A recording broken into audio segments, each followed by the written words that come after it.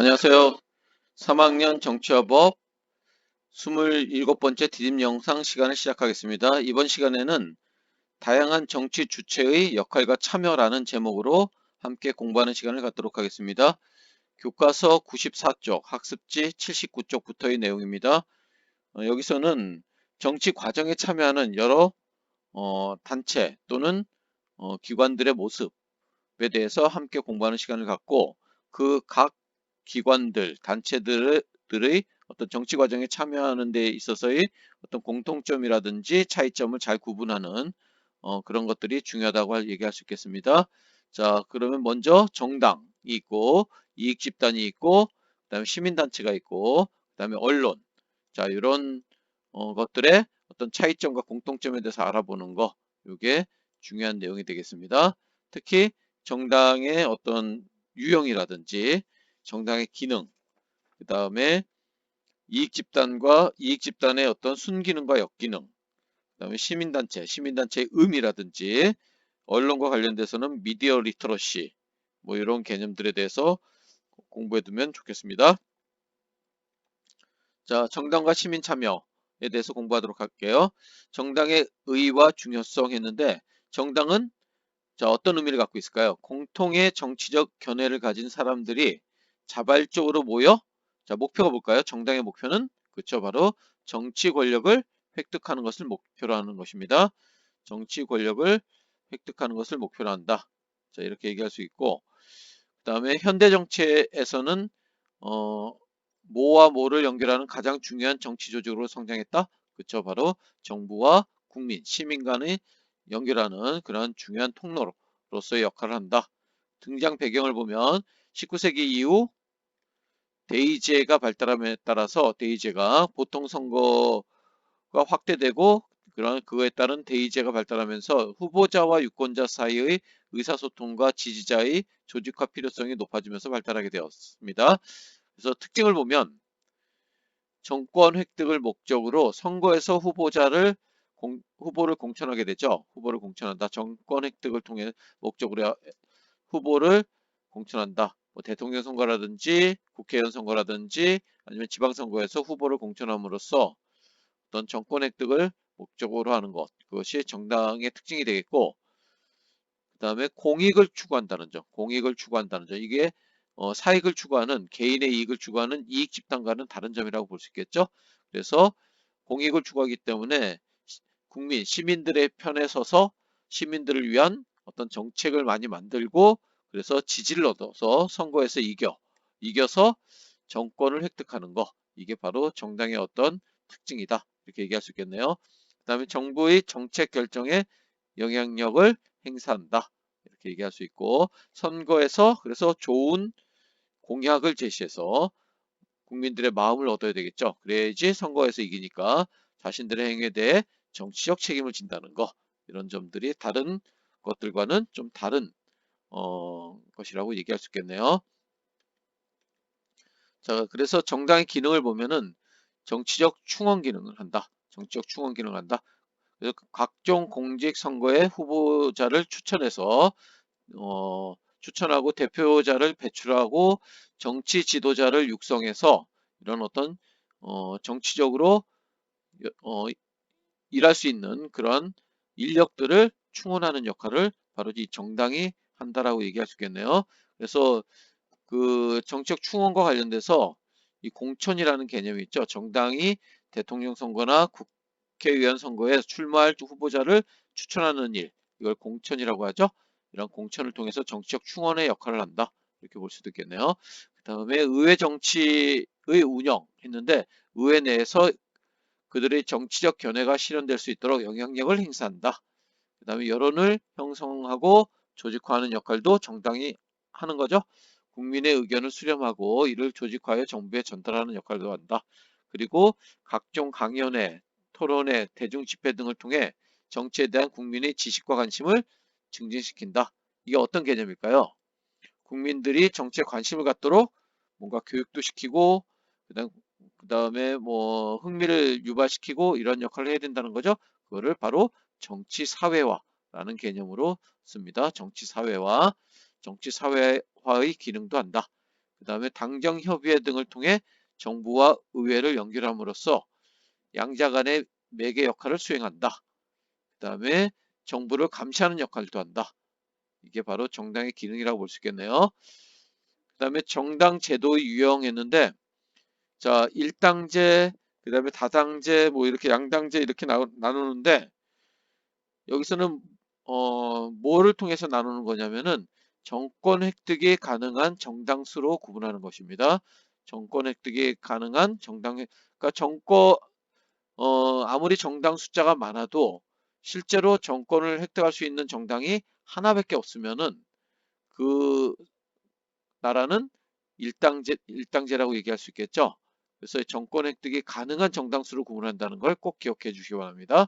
그래서 일당제는 정당이 하나만 존재하거나 정권 획득 가능성이 있는 정당이 하나만 있는 거. 이게 일당제가 되겠죠. 자, 문제점을 보면 민주적인 정권 교체가 불가능하고 독재의 가능성이 높다. 이렇게 얘기할 수 있겠네요. 자, 그리고 국민의 다양한 의사 반영이 곤란하다. 그래서 민주주의 원리에 어긋난다. 이렇게 얘기할 수 있겠습니다. 나치 정권하의 독일, 그다음에 프랑코 정권하의 에스파냐, 북한의 노동당, 일당 독재 이런 것들이 바로 일당제의 모습이라고 볼 수 있겠네요. 그 다음에 자 복수정당제는 양당제와 다당제로 나눌 수가 있겠죠. 자, 2개 이상의 정당이 정권 획득을 목표로 서로 경쟁하는 형태가 바로 복수정당제인데 여러 개의 정당이 국민의 다양한 의사를 국가 정책에 반영시킬 수 있어서 국민 주권의 원리를 실현할 수 있다. 이렇게 얘기할 수 있습니다. 정당이 3개 이상 존재하더라도 오랜 기간 2개의 정당이 번갈아 가면서 정권을 잡아왔거나 국민의 지지가 2개의 정당에 집중되어 있으면은 양당제라고 볼 수 있다는 거.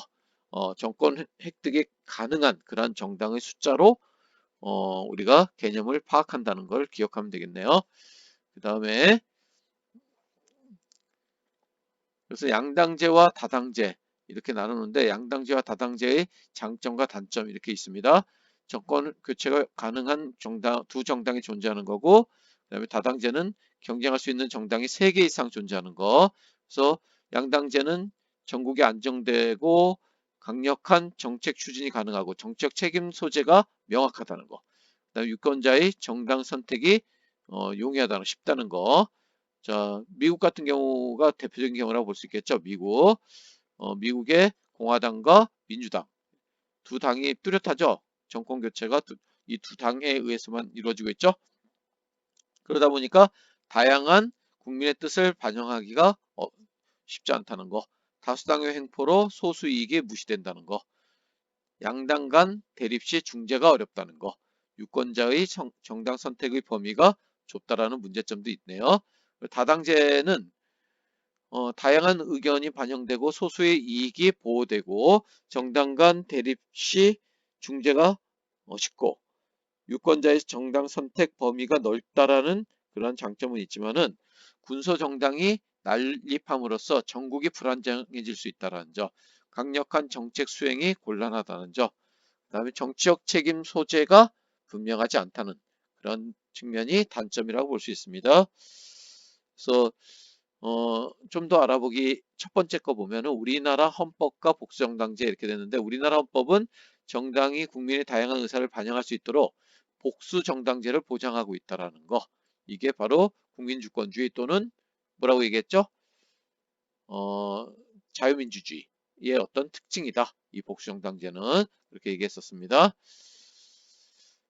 자, 그 다음에 정당을 통한 시민의 정치 참여했는데 정당을 통한 정치 참여 방법으로는 정당이 직접 가입하여 당원으로서의 권리와 의무를 행사하거나 정당이 주최하는 행사나 집회 참여 또는 정당 정치인과 다양한 경로로 접촉하는 방법, 정당의 선거 운동에 참여하는 방법 이런 것들이 있고 오늘날 정당의 문제점과 해결 방법을 보면 문제점은 소수의 당 지도층이 정당의 의사결정을 좌지우지하는 경우가 많죠. 특정 인물이나 지역을 중심으로 이합집산, 모였다 흩어졌다를 반복하는 그런 성향이 있습니다. 그래서 해결 방법으로는 당내 민주주의를 실현하고 그다음에 정책 중심의 정당, 정책 정당이라고 우리가 얘기하죠. 정책 중심의 정당으로 변화해야 된다. 그래서 하향식, 위에서부터 아래로의 하향식이 아니라 아래서부터 위로의 상향식 의사결정 구조가 중요하다라는 얘기를 할 수 있겠네요. 자, 다음으로 자, 두 번째 이익 집단과 시민 참여에 대해서 공부하도록 하겠습니다.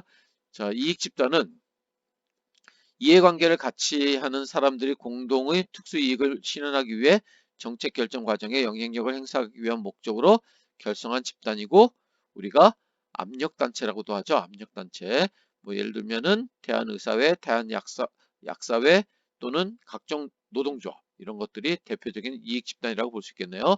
이익 집단의 등장 배경을 보면 이해관계의 다양 이해관계가 다양화되면서 현대 사회가 다원화되고 전문화되고 이런 다양한 이해관계가 발생하면서 이런 이익 집단이 더 많아졌다, 이렇게 얘기할 수 있겠네요. 그리고 지역 대표제의 한계했는데 지역 대표자를 통한 다양한 직업적 이익의 반영이 어려워졌다. 그래서 이런 이익 집단들이 많이 만들어졌다.